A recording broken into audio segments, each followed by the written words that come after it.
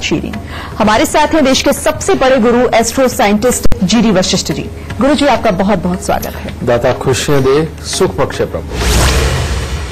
मनोकामनाओं की पूर्ति के लिए हम सभी भगवान के दर पर जाते हैं। इसी क्रम में कई लोग तीर्थ यात्रा भी कराते हैं, लेकिन क्या तीर्थ यात्रा का फल सभी को मिल पाता है?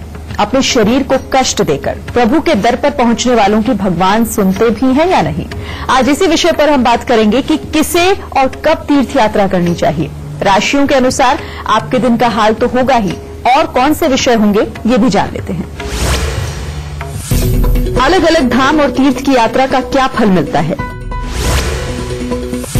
ज्योतिर्लिंग शक्तिपीठ के दर्शन कब, किसे और क्यों करने चाहिए? वैष्णो देवी अमरनाथ यात्रा का क्या फल मिलता है?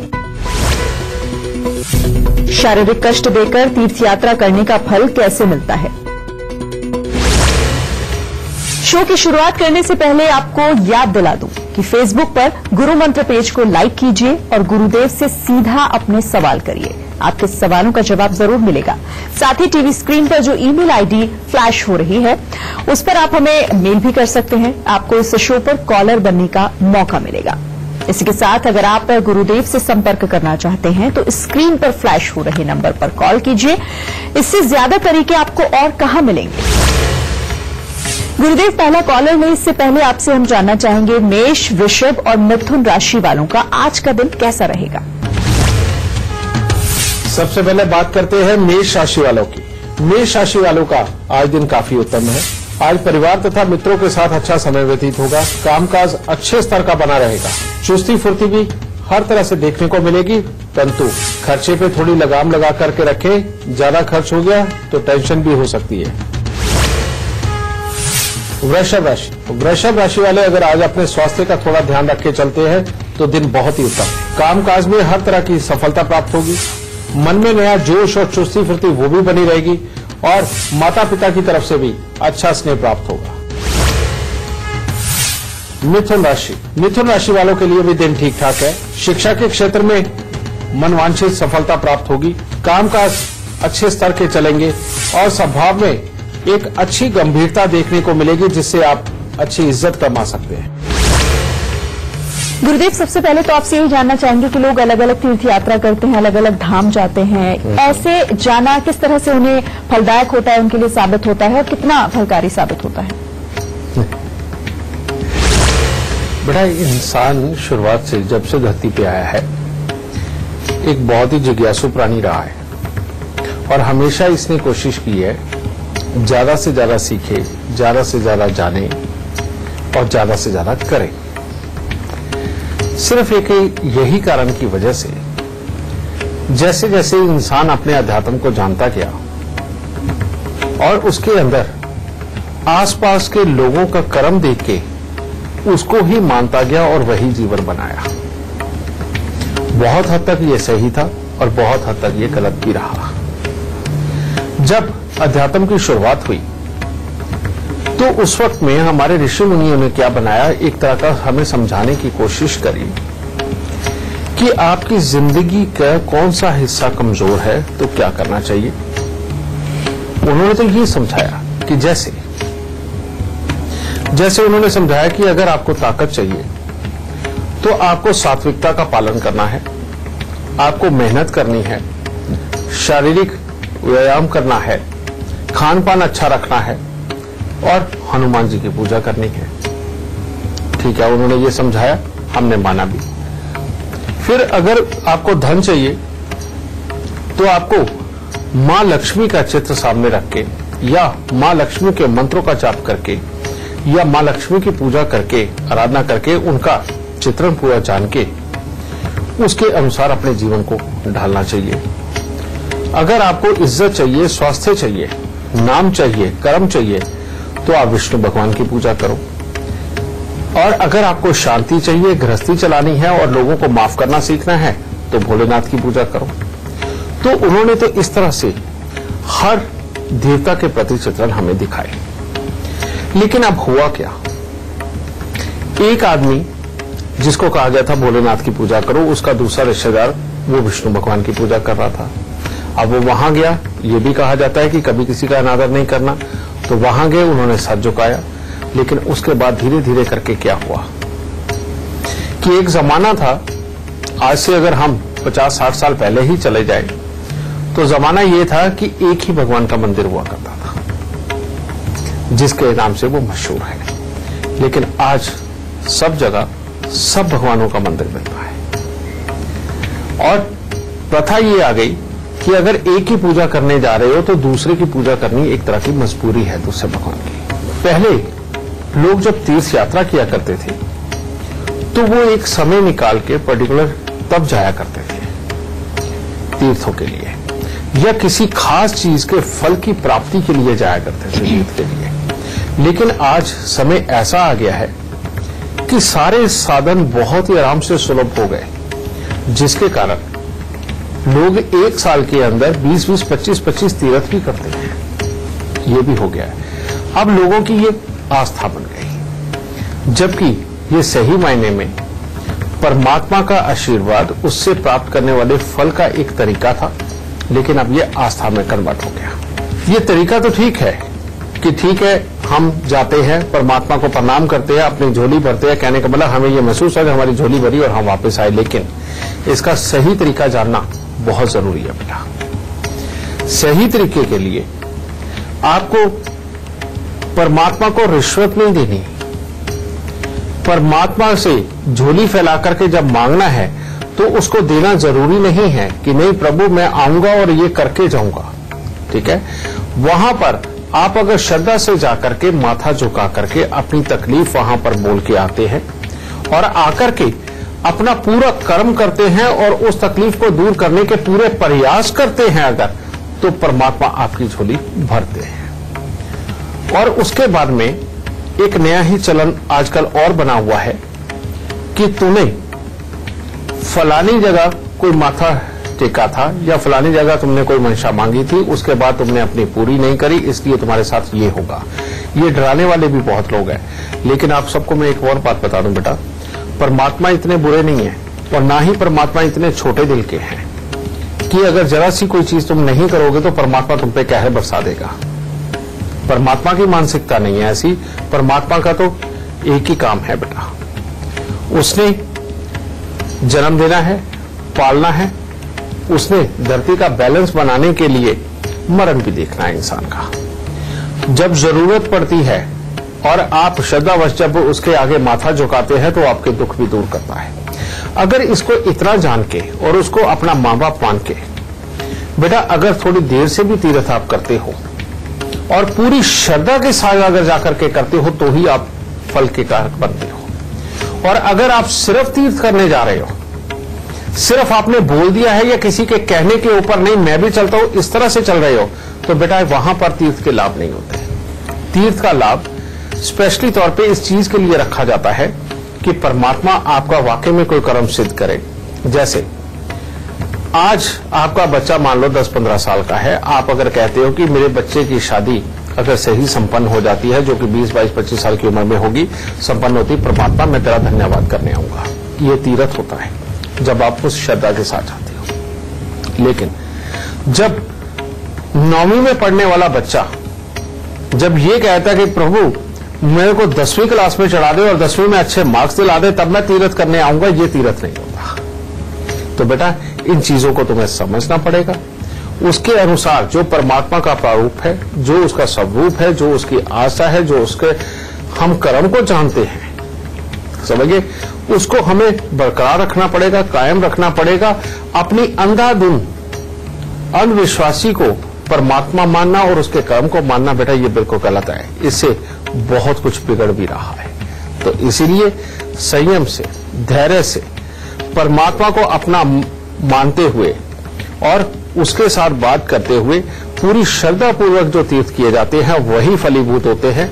जो शर्त के रूप में, रिश्वत के रूप में जो तीर्थ किए जाते हैं बेटा वो बेहद गलत होते हैं। गुरुदेव बातचीत का सिलसिला भी जारी रखेंगे, लेकिन अभी आपसे जानना चाहेंगे कर्क, सिंह और कन्या राशि वालों का दिन आज कैसा रहने वाला है। कर्क राशि वालों के लिए आज दिन बहुत ही शुभ है। आज जो भी कार्य करेंगे उसमें सफलता मिलेगी। मित्रों के साथ में अच्छा समय व्यतीत होगा। पारिवारिक सुख भी बहुत अच्छा बना रहेगा और शुभ समाचारों की प्रधानता रहेगी। सिंह राशि, सिंह राशि वालों के लिए अपने लिए तो दिन उत्तम है। आप जो भी आशा मन में करेंगे वो पूरी होगी, परंतु परिवार में किसी न किसी का स्वास्थ्य भी खराब हो सकता है और परिवार की तरफ से ही कोई मानसिक तनाव उत्पन्न हो सकता है। कन्या राशि, कन्या राशि वालों के लिए आज दिन बहुत उत्तम नहीं है। अगर आज आपको कहीं पर भी बाहर या घर में किसी मंगल कार्य के अंदर जाना पड़े तो थोड़ा संयम बना करके रखें, क्योंकि बेमतलब का किसी के साथ में वाद विवाद उत्पन्न होकर के आपके ऊपर आरोप के हालात बन सकते हैं और घर में भी किसी न किसी का स्वास्थ्य खराब हो सकता है। गुरुजी, अब आपसे जानना चाहेंगे, लोग दर्शन करने के लिए तो चले जाते हैं, शक्तिपीठ, ज्योतिर्लिंग या फिर धाम, लेकिन कब जाना चाहिए? हमें ये जानना भी बहुत जरूरी है कि आखिर उसका सही वक्त क्या है, कब हमें जाना चाहिए? बेटा, मेरे को याद है कि जब मैं बहुत छोटा था तो लोग अगर वैष्णो देवी की यात्रा के लिए भी निकलते थे ना, तो वो कोशिश यही किया करते थे कि उनका पूरा जीवन निकल गया है, अब जीवन के आखिरी पड़ाव आ रहे हैं और अभी शरीर में जान बाकी है, तो उससे पहले पहले तीर्थ कर लें। इससे क्या है, ठीक वही चीज कि जैसे आज आपको किसी भी चीज की अगर आदत हो जाए तो उसके बाद वो आपके लिए आम हो जाती है, लेकिन जब आप सारी जिंदगी परमात्मा को हाजिर नाजिर जान के, उसके प्रति विश्वास रख के, उससे मिले बिना जब आप लगातार जीवन गुजारते हैं तो एक परमात्मा के प्रति एक वाकई में बहुत अच्छी श्रद्धा आपके मन में आप रखते हुए जीवन के अंदर बहुत अच्छे कार्य करते हैं और जहां जहां विघ्न बाधा आती है तो हाथ ऊपर उठा करके आप उसके मदद की आप गुहार लगाते हैं और परमात्मा आपकी झोली भरता है और उसके बाद आप तीर्थ एक बार जाते तो अपने आप को कृतार्थ करते हैं। ये सही मायने में तीर्थ का यही एक तरीका है कि आप अपनी जिम्मेवारियों को पहले पूरा करें, आप अपने कर्म को पूरा करें। इस कर्म को करते हुए रोज आपके रास्ते में बहुत सारी तकलीफें आनी हैं और उन तकलीफों को परमात्मा को हाजिर नाजिर जान के उससे मदद मांगते हुए उनके ऊपर विजय प्राप्त करते चले जाओ और अपने जीवन को पहले साक्षात करो। और जब आप वाकई में खुशहाल हो जाओ, अपनी जिम्मेवारियों को पूरा भुगता चुको, जब आप अपने नित्य कर्म से निवृत्त हो चुके हो, अपनी जिम्मेवारियों से निवृत्त हो गए और बच्चों का समय आ गए, तब आपको तीर्थ जरूर करने चाहिए। फिर आप चाहे 4 धाम की यात्रा करो, चाहे आप गंगोत्री यमुनोत्री तक जाओ, चाहे आप तिरुपति बालाजी जाए, चाहे आप वैष्णो देवी जी जाए या फिर आप अमरनाथ जी की यात्रा करें। लेकिन आज का जो समय है, जो बच्चे पूर्ण रूप से अभी पढ़ाई लिखाई में ही लगे हुए हैं, जो लोग अभी नए नए काम शुरू कर रहे हैं, वो तीर्थ यात्राओं के पूरी एक तरह की रेल बनाए हुए हैं। लेकिन मैं आपको एक बात समझा देता हूं बेटा, परमात्मा भी यही कहता है कि या तो आपका कर्म ही ऐसा हो कि आपको मेरे पास आना है, सिद्धियों को प्राप्त करना है, आपको शक्तियों को प्राप्त करना है, ज्ञान को अर्जित करना है और उसके बाद यही ज्ञान ले जाकर के आपको दुनिया के भले के लिए इस्तेमाल करना है और उनके बीच में बांटना है, उनके दुखों को दूर करना है, तो आपके लिए हर तीर्थ जायज है, जैसे कि साधु महात्मा सन्यासी लोग करते हैं और कई लोग गृहस्थ के भी सन्यासी होते हैं, वो भी करते हैं। ठीक है, तो उनके लिए ये जायज है। लेकिन जो अभी अपने कर्मों में फंसे हैं, अपनी जिम्मेवारियों को निपटा नहीं पाए, अभी उन्होंने अपनी जिंदगी शुरू नहीं की, वो लोग जो तीर्थ कर रहे हैं, बेटा ये सही मायने में अपना अध्यात्म उठाइए, अपने ग्रंथ उठाइए, तो आपको पता चलेगा कि ये बहुत ज्यादा उत्तम नहीं है। और इसी के अंदर बेटा, जब आप अपने ही अध्यात्म को नहीं समझते और उसमें लिखे हुए कर्म को नहीं समझते, तो बेटा ये जो आप तीर्थ पूरी तरह से करते भी हैं, जो बेवक्त करते हैं आप, इसके पूरे फल आपको नहीं मिलते। गुरुदेव, अक्सर लोग अमरनाथ यात्रा पर, कैलाश मानसरोवर की यात्रा पर या फिर माता वैष्णो देवी के दर्शन करने के लिए जाते हैं, लेकिन इसका जो रास्ता होता है, जो यात्रा होती है, वो बहुत कठिन होती है। तो क्या कठिन यात्रा का फल भी भक्तों को मिलता है? ऐसा बिल्कुल नहीं है बेटा। भक्तों को मिलता है? ऐसा बिल्कुल नहीं है बेटा। मैंने पहले कहा है कि परमात्मा की मानसिकता इंसानों जैसी नहीं है। लोगों को घर में वो नौकर बड़ा अच्छा लगता है जो दिन रात बिना खाए पिए सिर्फ घर की सेवा करता जाए और सारा दिन काम करता रहे और उसके बाद में वो ना तो चोरी करे और ना ही कुछ फालतू डिमांड करे। हर इंसान को वो अच्छा लगता है और इसीलिए ये हर इंसान की नित्य प्रति की मानसिकता है। लेकिन परमात्मा ऐसा नहीं है बेटा। परमात्मा एक ही शब्द बोलता है कि आप जो कुछ करते हो वो नैतिकता से, सात्विकता से करो, नियम से करो। नियम परमात्मा को पसंद है, ठीक है। और जितना करो उसके अंदर शुद्धिपन हो, किसी की आत्मा दिखाई हुई ना हो, किसी का बुरा चाहा हुआ ना हो, तो परमात्मा आपके साथ है। फिर आप जब तक तीर्थ यात्रा संपूर्ण ना हो जाए तब तक आपके मन में सिर्फ वही रहे, उसी का कर्म रहे और उसी की विधि को आप अपनाते हुए अपना तीर्थ संपूर्ण करो, तो बेटा परमात्मा हर तरह से आपके साथ होगा, आपकी झोली भरेगा और आपको पूरा खुशहाल करेगा। लेकिन जब आप निकलते तीर्थ यात्रा के नाम पे हैं, रास्ते में दिमाग कहीं और होता है, आपका कर्म कुछ और होता है, रास्ते में जाते हुए भी बिजनेस करते हुए जाते हैं और कईयों को चलाते हुए जाते हैं, उसको झूठ बोला वहां पे जोड़ा और उसको झूठ बोला वहां पे जोड़ा और वो अपने को कहा कि यार उसको जाके देख ले, मैंने ऐसा सेट कर दिया और वो तू जाके काम कराइयो। बेटा ये तीर्थ यात्रा कभी भी फलीभूत नहीं होती और इसीलिए कई बार तीर्थ यात्राओं के विपरीत फल भी निकलते हैं और जो कि बड़े घातक होते हैं। तो बेटा परमात्मा को बहुत ज्यादा मेहनत करना, आप अपने घर से ही दंडवत जाएं, उसका आपको पूर्ण लाभ हो ऐसा बिल्कुल नहीं। अगर आप वहां जाकर के एक दंडवत प्रणाम भी कर देते हो ना, तो परमात्मा आपकी दिल की श्रद्धा को देखते हुए उसके अनुसार आपको फल देता है। हाँ, रही बात आपकी अपनी मान्यता की, तो बेटा अगर आप अपनी मान्यता को सिर्फ आधार मान के अगर आप ये चाहते हैं कि नहीं आप जाएंगे ही ऐसे और इसी मेहनत से परमात्मा के जाके दर्शन करके आएंगे, तो बेटा वो बिल्कुल सही है, वो गलत नहीं है, क्योंकि वो आपका मन है। वो आप एक तरह का परमात्मा को देने लगे अपनी तरफ से। परमात्मा की ये डिमांड बिल्कुल नहीं है कि आप जितनी ज्यादा मेहनत करके आओगे, जितना ज्यादा दुख पा करके आओगे, उस कदर आपको वो झोली भरेगा, ऐसा बिल्कुल नहीं। आप श्रद्धा के फूल लेकर के जाइए, परमात्मा आपकी झोली सारी खुशियों से भर के भेजेगा। गुरुजी, बातचीत को हम आगे बढ़ाएंगे। एक और दर्शक हमारे साथ फोन लाइन के जरिए जुड़ गए। आकाश राजपूत आगरा से हमारे साथ जुड़े हुए हैं।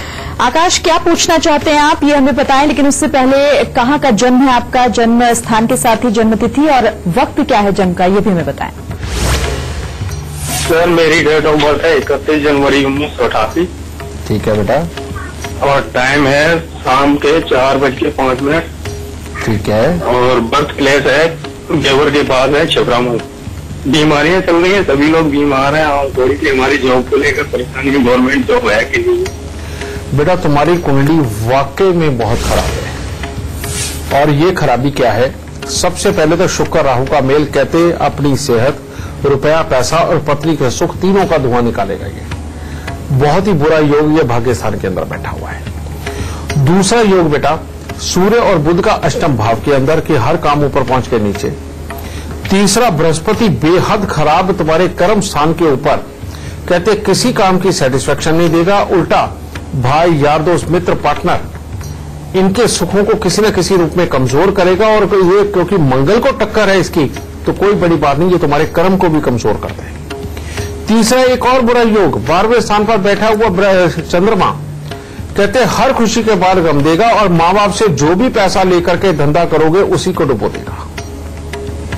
तो बेटा ये तो तुम्हारे रास्ते ही सारे बंद किए हुए हैं जैसे कुदरत ने। अब जब तक ये पूरे उपाय नहीं कर देते बेटा, ये रास्ते नहीं खुलने वाले। और ये रास्ते ना खुले तो सेहत भी, गृहस्थी के सुख भी और समृद्धि के सुख भी तीनों ही खराब हैं। और ये तीन ही तो आधार है इंसान की जिंदगी के ऊपर उठने के और सक्सेस जीवन जीने के। तो इसका उपाय, और बेटा उपाय ज्यादा है, एक भी उपाय छोड़ना मत, वरना जिंदगी बड़ी दुश्वार होगी तुम्हारी, इसलिए इसको करना है। सबसे पहला उपाय, 43 दिन 12 कपूर की टिक्की लेकर के उनको जल प्रवाह करो। दूसरा उपाय, हर साल कांच के मर्तबान में गुड़ भर के उसको वीरान जमीन के अंदर जरूर दबाना है। और तीसरा, 96 दिन के लिए ये बीच में से नाक छिदवानी है और 96 दिन के बाद चांदी या सोने की जो भी तार डालो उसे निकाल के बाहर फेंक देना है। और अब अगला उपाय, 43 दिन दूध में घर में निकला हुआ वो सफेद मक्खन डाल के वो तुमने मंदिर में देना। प्लास्टिक का गिलास ले लो, उसमें दूध भर के उसमें सफेद मक्खन डाल के 43 दिन लगातार मंदिर में दो।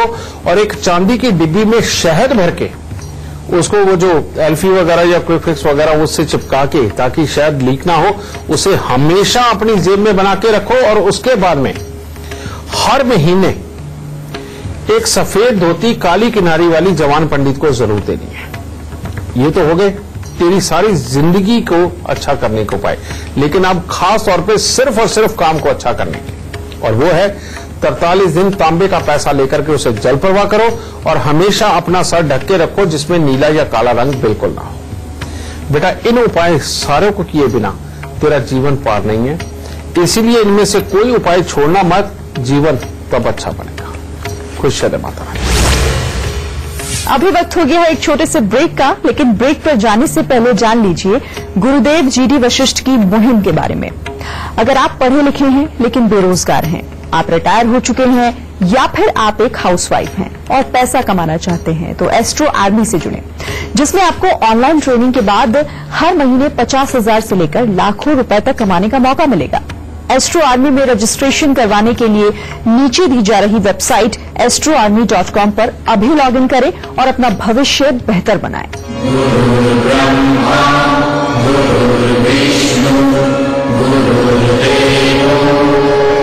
बात कर रहे हैं तीर्थ यात्रा की। ब्रेक के बाद पहला सवाल लें, लेकिन उससे पहले जान लेते हैं तुला, वृश्चिक और धनु राशि वालों का आज का दिन कैसा रहेगा। तुला राशि वालों का भी आज दिन उत्तम है। कामकाज में सहकर्मियों के साथ तालमेल अच्छा बना रहेगा। आज आपका प्रभाव दूसरों पर बहुत ही उत्तम पड़ेगा और परिवार के लोगों के साथ में भी अच्छे हालात आपके बने रहेंगे। वृश्चिक राशि वालों के लिए आज आराम का दिन है, क्योंकि परिवार के सदस्यों से हर तरह का सहयोग तो प्राप्त होगा।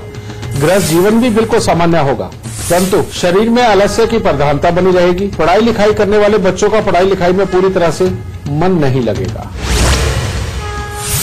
धनु राशि वालों का आज का दिन बड़े बुजुर्गों के साथ मेल मिलाप के लिए बहुत उत्तम है। उनका आशीर्वाद प्राप्त करने के लिए हर तरह से उत्तम है, परंतु बढ़ते दिन के साथ में क्रोध की मात्रा ज्यादा बढ़ सकती है, जिसके कारण बेवजह के वाद विवाद उत्पन्न हो सकते हैं और अपने स्वास्थ्य पर भी इसका बुरा असर हो सकता है। तो इसीलिए आज संयम से दिन निकाले, अच्छा रहेगा।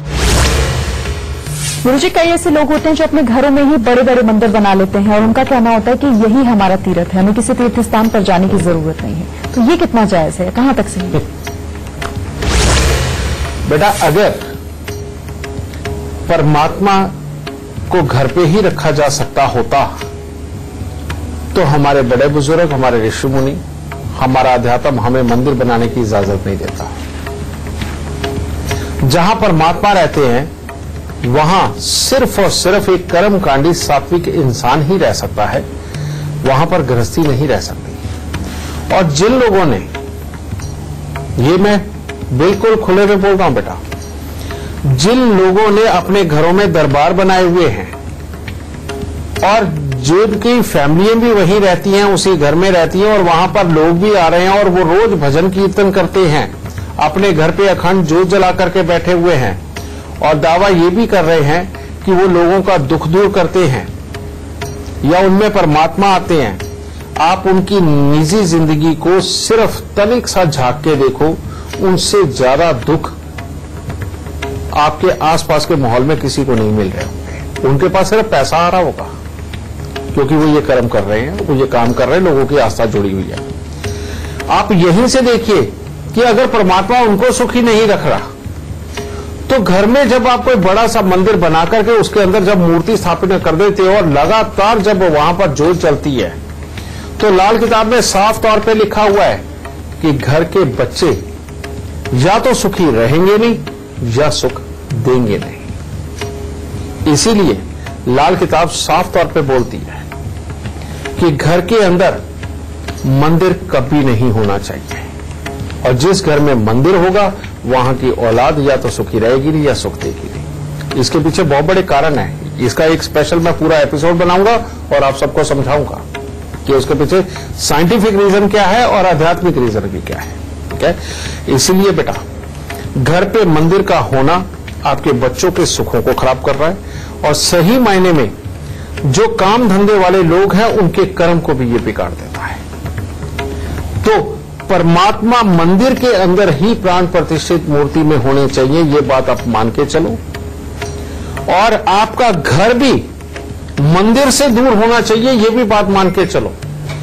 जिस घर में पूजा आरती के वक्त में घंटे घड़ियाल की आवाज आती है या घर के बिल्कुल साथ लगता हुआ पीपल हो या मंदिर की छाया जिस घर पे जाती हो, बेटा उस घर के सुखों में भी वाकई में बहुत बड़ी कमी रहती है। इस बात को लिखित में रख लीजिए। आस्था होना एक अलग चीज है, लेकिन जो असूल बने हुए हैं हमारे अध्यात्म के और उसी परमात्मा के द्वारा जो बनाए हुए असूल है, उनको अगर आप तोड़ते हो तो भी सजा के हकदार तो हम ही है ना। तो पहले जब भी मंदिर बना करते थे गांव के बाहर बना करते थे। अगर किसी राजा महाराजा के महल में भी मंदिर बनता था तो वो जहां उसका शयन होता था उससे 1 किलोमीटर दूर होता था, ताकि वहां की आवाज उसके शयन तक ना आए। ठीक है, तो बेटा इन चीजों को समझो, इनके पीछे साइंटिफिक रीजन है, इनके पीछे वाकई में हमारे अध्यात्म के भी बहुत बड़े रीजन हैं। समझ गए? इन सबको मान के चलो। अपनी अंधी आस्था जो अंधविश्वास बन गई है, ऐसी आस्था के जरिए परमात्मा के ऊपर बोझ मत डालो। ये बिल्कुल ठीक नहीं है। आपको पूजा पाठ करनी है, परमात्मा के दरबार पे जाके करो। परमात्मा को लाके अपने घर पे मत बैठाओ, क्योंकि आप परमात्मा को जब घर पे लाके बैठाओगे तो वो पवित्रता नहीं अपना पाओगे, और वो पवित्रता नहीं रही तो सजा के हकदार आप बच जाओगे। गुरुदेव, हम बातचीत का सिलसिला आगे भी जारी रखेंगे, लेकिन अभी आपसे जानना चाहेंगे मकर, कुंभ और मीन राशि वालों का आज का दिन का हाल। मकर राशि वालों के लिए कामकाज के लिए तो ठीक ठाक दिन है, परंतु अगर हो सके तो आज यात्राओं का प्रोग्राम बिल्कुल ना बनाएं, क्योंकि उसमें किसी भी प्रकार की अनहोनी घटना घटित होने का अंदेशा है। स्वास्थ्य को लेकर के भी कोई चिंता बन सकती है, और जो पढ़ने लिखने वाले बच्चे हैं उनको आशानुरूप सफलता दिखाई नहीं दे रही आज। कुंभ राशि के बच्चों के लिए तो दिन ठीक ठाक है कि हर तरह से उनकी पढ़ाई लिखाई के लिए, उनके खेल कूद के लिए, परंतु कुंभ राशि के जो वयस्क है, किसी से भी विवाद भारी पड़ सकता है, बेमतलब के आरोप लग सकते हैं और आर्थिक परेशानियां भी सता सकती हैं। मीन राशि वालों के लिए आज का दिन बहुत ही उत्तम है। परिवार की तरफ से हर संभव सहायता प्राप्त होगी। आप अपनी जिम्मेवारियां अच्छी तरह से निभाने में सफल होंगे और आप जो भी कार्य करेंगे उसमें आज आपको सफलता प्राप्त होगी। गुरुजी, एक और कॉलर हमारे साथ जुड़ गए हैं, अमित शर्मा, जो कि पंजाब के खन्ना से हैं, हमारे साथ जुड़े हुए हैं इस वक्त अपने सवाल के साथ। अमित, बताइए क्या जानना चाहते हैं आप, लेकिन उससे पहले अपना जन्म स्थान, जन्म तिथि और सही समय क्या है आपके जन्म का, वो भी गुरुदेव को बताएं। गुरुजी, मेरी डेट ऑफ बर्थ है 5 जुलाई 1977। ठीक है। और गुरुजी मेरा बर्थ है 4:35 पंजाब का, खन्ना शहर का, लुधियाना के पास पड़ता है। क्या जानना चाहते हैं आप अमित?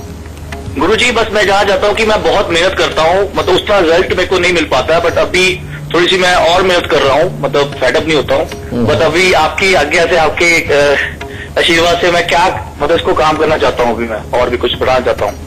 बेटा, तुमने अपने दादा को कब तक देखा? दादा को देखा नहीं गुरुजी मैंने, वो पहले ही दादा, क्योंकि अगर होते भी तो ज्यादा से ज्यादा 12 साल की उम्र तक है। तुम्हारी मामा और बुआ का क्या हाल रहा बेटा? मामा मेरे जल्दी डेथ हो गई थी उनकी, और बुआ भी तो मतलब ठीक है, मतलब 2-3 बुआ है मेरी। तो वो एक तो 2 तो डेथ हो चुकी है, एक है अभी मेरी बुआ। अच्छा, दूसरी बात यह है, तुम्हारी पत्नी का सुख कितना रहा और कैसा रहा बेटा? पत्नी का सुख गुरुजी मेरा 2007 में शादी हुई थी और अभी भी है, और ठीक चल रहा गुरुजी, ऐसा कुछ नहीं है। मतलब हाँ, मतलब तुम्हें गुस्सा कितना आता है और डिप्रेस कितनी जल्दी होते हो बेटा? गुरुजी गुस्सा तो आता है और डिप्रेस भी हो जाता हूँ, फिर मैं मोटिवेट भी हो जाता हूँ।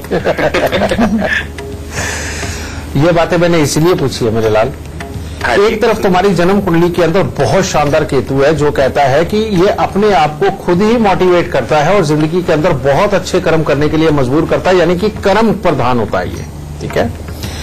दूसरी तरफ एक तरफ मंगल ऐसा बैठा है कि जो कहता है कि परमात्मा की दया से बकरियों में पला हुआ शेर, यानी कि आम लोगों से ऊपर की हिम्मत रख करके काम करने वाला इंसान, ठीक है। लेकिन तीसरी तरफ बुध इतना खराब है बेटा जो बार बार अपने काम धंधों को खराब करता है, चिड़चिड़ापन देता है और साथ ही यहां पर ये मामा के सुख, बहन बुआ के सुख, इनको खराब करता है और कामकाज को ऊपर पहुंचा करके नीचे गिराने का काम करता है और बार बार तुम्हें मेहनत बहुत करवाएगा, लाभ की मात्रा को कम रखेगा। फिर अगर तुम्हारे पेट के अंदर गैस एसिडिटी की प्रॉब्लम बनने लगी, कब्ज की दिक्कत बनने लगी, तो ये पुत्र और पत्नी इन दोनों के सुखों में कुछ ना कुछ कमी के योग जरूर बना के चलता है, चाहे छोटी छोटी रोज की लगी हुई दिखते हो, ठीक है। ये चीज शनिदेव ऐसे बैठे हुए हैं जो कहते हैं जिस दिन तुम काम करना शुरू करेंगे उसके बाद 60 साल तक लगातार ये तुम्हें काम देंगे और करवाएंगे।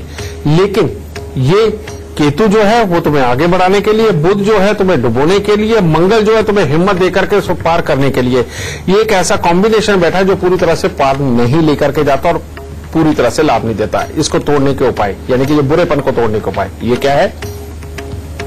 17 दिन लगातार तुमने 34 पेड़े कुत्ते को खाने के लिए देने, यानी कि रोज के 34 पेड़े बनाने हैं 17 दिन लगातार और वो कुत्तों को खाने को दो।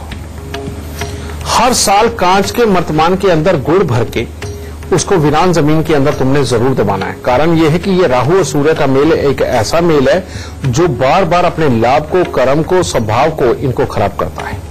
तो इसलिए हर साल ये काम करना जरूरी है और हर साल 4 नारियल पूजा वाले लेके सरसों के तेल का तिलक लगा के ऊपर काले तिल लगा के अपने जन्मदिन के आसपास उसे मंदिर में जरूर देना है।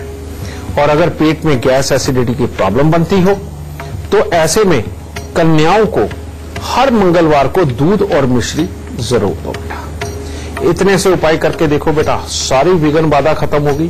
कर्म की शक्ति तुम में पहले ही है, फिर कर्म तुम्हें लाभ भी बहुत अच्छा देगा और उसके बाद जीवन बहुत आसानी से चलेगा। खुश रहे माता। आपको याद दिला दूं, टीवी स्क्रीन पर जो ईमेल आईडी फ्लैश हो रही है उस पर मेल कीजिए, आपको इस शो पर कॉलर बनने का मौका मिलेगा। और अगर आप गुरुदेव से संपर्क करना चाहते हैं तो स्क्रीन पर फ्लैश हो रहे नंबर पर कॉल करिए। तो अब शो खत्म होने वाला है, लेकिन हमेशा की तरह गुरुजी से हम आज का गुरु मंत्र ले लेते हैं। गुरुजी, आज का गुरु मंत्र क्या होगा हमारे दर्शकों के लिए? बेटा, आज का गुरु मंत्र, क्योंकि आज वाकई में अध्यात्म की बात हुई है, तीर्थों की बात हुई है, मंदिर की बात हुई है, तो गुरु मंत्र भी यही मैं देना चाहता हूं बेटा कि भूल के भी अपने घर के अंदर सच में बड़ी बड़ी मूर्तियां, अगर छोटी छोटी इतनी मूर्तियां हैं और वो ठोस है तो आप अपने घर पे रख सकते हो। दूसरी बात, जो ठाकुर जी घर में रखे जाते हैं और शालिग्राम रखे जाते हैं, इनकी सेवा कभी भी घर की औरत नहीं कर सकती। और जबकि आप देखो कि जहां भी ठाकुर जी रखे गए हैं, शालिग्राम रखे गए हैं, वहां पर ज्यादातर औरतें ही उनकी सेवा करती हैं। आप अपना अध्यात्म पढ़ के तो देखो, सख्त वर्जित है कि कोई भी औरत इनकी सेवा नहीं करेगी। जब भी इनकी कोई सेवा करेगा तो नर पुरुष ही करेगा। तो बेटा, अपने ही अध्यात्म के साथ आस्था की आड़ में आप एक खिलवाड़ करी जा रहे हैं, वो भी भगवान के नाम के साथ, तो ये तो उचित नहीं है। और फिर आप कहते हैं कि भगवान सजा क्यों दे रहा है? तो बेटा, अपने अध्यात्म को समझो। जैसे कोई भी औरत, कोई भी लड़की हनुमान जी की पूजा नहीं कर सकती, इस बात को भी लोग नहीं जानते। और हमारे यहाँ आसपास के मंदिरों के पंडित जी ही औरतों को ही बता देते हैं कि आप हनुमान चालीसा करो, सुंदरकांड का पाठ करो। बहुत गलत है। अपने अध्यात्म को पहचानो। फिर आप देखते हैं कि शिवलिंग के ऊपर एक स्टैंड बनाया होता है, स्टैंड के ऊपर एक मटका रखा होता है, जल वहां चढ़ाया जाता है। और लेकिन होता क्या है, औरतें जाती हैं, जल चढ़ाती हैं, अच्छी तरह से वहां पर चंदन का लेप करती हैं, वहां पर शहद चढ़ाती हैं, शर्करा चढ़ाती हैं, दूध चढ़ाती हैं और मलमल के धोती हैं। बिल्कुल गलत है। औरत को शिवलिंग को छूना भी गलत है। और हमारी मजबूरी देखिए कि हम अगर खुद भी कहीं गए और वहां ये कर्म हो रहा है, हम उस वक्त कह भी नहीं सकते, क्योंकि अगर कहा तो सामने वाले की आशा का उस वक्त रूप ही ऐसा है कि वो खुद ही लड़ने पे आ जाएगा। बेटा ये गलत है। कम से कम अपने ही अध्यात्म को पहचानो और उसके अनुसार चलो। ये खामखाई आस्था की आड़ के अंदर भगवान के साथ खिलवाड़ ये हमेशा भारी पड़ता है, ये बिल्कुल ठीक नहीं है। तो इन चीजों को समझो। जो आप कर्म करने लगे हो, जो पूजा का जप करने लगे हो, जो अर्चना करने लगे हो, जिसको मानने लगे हो, पहले शुरू से लेके एंड तक उसके बारे में पूरी जानकारी निकालो। क्या लग जाएगा? 4 महीने लग जाएंगे उसका पूरा सार पढ़ने में। लेकिन कम से कम आप ज्ञानवान तो बनेंगे कि आपको सही मायने में पूजा करनी क्या चाहिए और किस तरह से करनी चाहिए और किस तरह से ये फलीभूत होगी। तो बेटा आस्था का अंधविश्वास में जाकर के अपने जीवन को खराब मत करो। आस्था अच्छी है, आस्था बनाओ, उसके बारे में ज्ञान प्राप्त करो, ज्ञान प्राप्त करके विधि प्राप्त करो, विधि प्राप्त करके कर्म करो, और वो जो कर्म कांड होगा वो आपको परमात्मा के नजदीक लेकर के जाएगा। सिर्फ आपके मन में जो कुछ आया या जो आपके पड़ोसी ने बताया या आपके जानकार ने बताया वो करके अपने अध्यात्म के साथ खिलवाड़ बिल्कुल मत करो। आज का गुरु मंत्र यही है आप सबके। तो आज का शो देखने के बाद आपकी तीर्थ यात्रा जरूर सफल होगी, आपकी हर मन्नत और हर मनोकामना आपकी पूर्ण होगी। बस गुरुदेव की बताई हुई बातों का पूरा ख्याल रखिएगा। आज के लिए सिर्फ इतना ही। गुरुजी आपका बहुत बहुत धन्यवाद। माता रानी सबको सुखी रखे, खुशियां दे दाते। और अब कल का विषय जान लीजिए। कल हम बात करेंगे बच्चों के गुस्से और जिद की। तब तक के लिए आप